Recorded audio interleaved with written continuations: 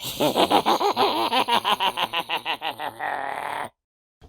everyone, I'm James and this is Covetous Imp Gaming, and this week we're talking about backstories for your characters as well as doing our monthly giveaway. If you haven't done so already, please like this video, leave us a comment below, hit the subscribe button and the bell so those internet robots can let you know when we release our new content. Look for us on Facebook and Patreon, those links are down below. I recently saw a video by Dungeon Coach, and I'll leave a link to it down below, about having your players play through level 0. And I decided to expand on this and have my players play through level 0 as a basic civilian and kind of roleplay the acquisition of skills that they would have gotten through their backgrounds. I love Curse of Strahd. It's my favorite campaign to run. Obviously, I've dedicated the bulk of this channel to it. But as far as backstory goes, when it starts out, your backstory is not fully relevant. Your backstory doesn't really come into play until you're at a dinner party with a town official or a certain vampire lord. It's very important to sit down with your DM and ask questions and get information about the setting so that your backstory can be brought into the forefront of the current game. When you're writing your backstory, you want to ask yourself all the question words. Why am I a paladin?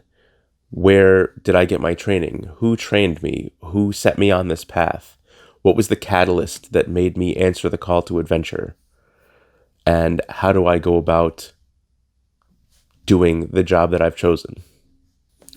I want to talk about a few fictional characters and their backstories, and the way that, at least for the first two, they follow the typical hero's journey where they refuse the call to adventure and then accept the call to adventure. The first one being Luke Skywalker. As he sits down with Obi-Wan Kenobi, he learns about Alderaan and the Force and Princess Leia and turns it all down when he says it's going to be harvest season soon. And he doesn't accept the call to action until he gets back to his aunt and uncle's hovel and sees them burned by the stormtroopers. The next character I want to talk about is Bilbo Baggins, another character that refused the call to adventure when he was approached by Gandalf and told him that adventures are the kind of things that make you late for dinner. And he doesn't really accept the call until he spends the night with the dwarves and hears the songs of the mountain and that sort of thing, and wakes up in the morning and decides that there is more to life than just sitting in a hobbit hole. The last character I want to talk about is a personal favorite of mine, and that is Littlefinger from Game of Thrones. If you look at his upbringing, he was from a small noble house that never was big enough to amount to anything. And he climbed this ladder all the way to the King's Small Council, where he was given the title of the Master of Coin. And even then, he was looked down by the larger houses because the larger houses never had need for money, or they never had to worry about where their money was coming from. The catalyst for his climb and everything that he did was his love for Catelyn Tully. All right, we're going to do some viewer questions, and then we're going to get into our giveaway. Cliff R. asks, as a DM, are there any backstories or elements that really stood out to you, good or bad? First of all, I don't think that there's such thing as a bad backstory. Just one that doesn't give enough detail to incorporate into the current game. I think that there's plenty of good backstories.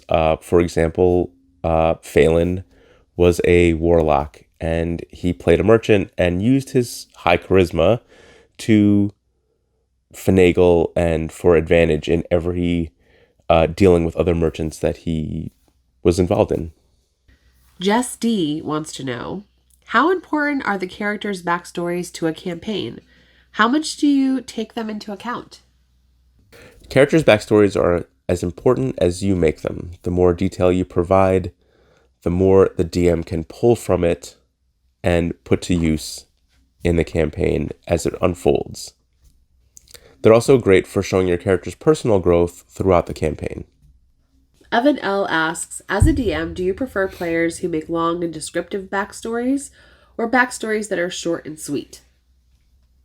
I think as far as a short and sweet backstory, you could very easily say, I'm from Baldur's Gate, my parents are dead, the end.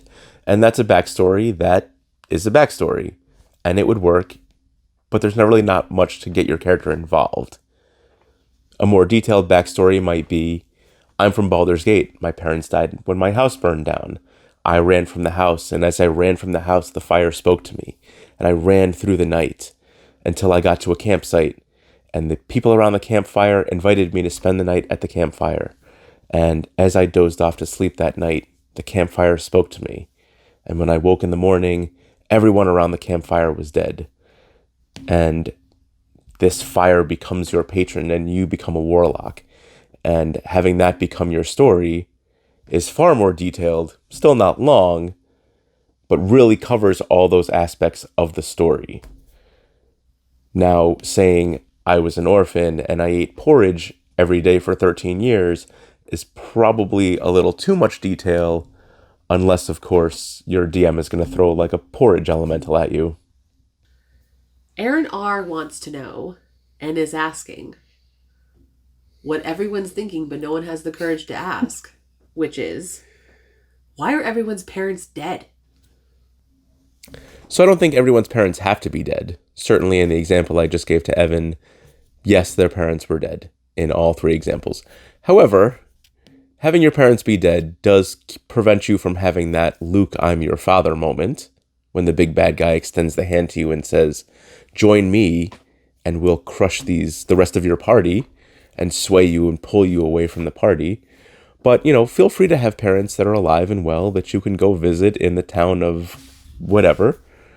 And, have parents. Sebastian G. wants to know, do you prefer getting completed backstories from players, or do you like to work with them to create something together? So, I think that when you're introduced to the setting and you have questions and answers, that's very easy for you to start building your backstory. But sitting down with your DM, for example, in a new environment that you've never played in before, and really pinpointing, I want to be from here, I want these things to happen, really make it so it's easy to incorporate those things into the main story from your backstory. And sitting down and talking about the things that you're really passionate about in your backstory really give the DM those noteworthy things to kind of bring into his story as you're passing through those areas later on in the game. That's it for our viewer questions. We're going to move into our giveaway. The first thing we're giving away is a character folio.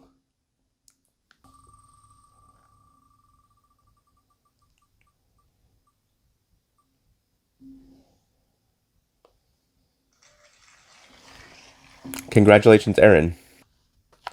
The next thing we're giving away is a set of bone dice.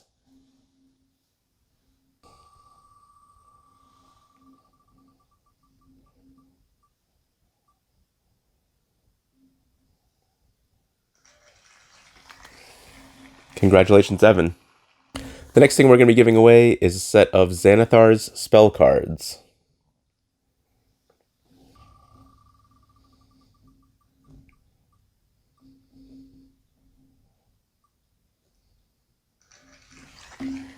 Congratulations, Sebastian.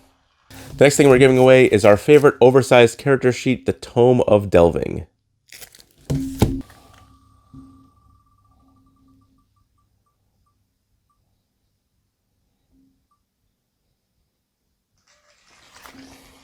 Congratulations, Cliff.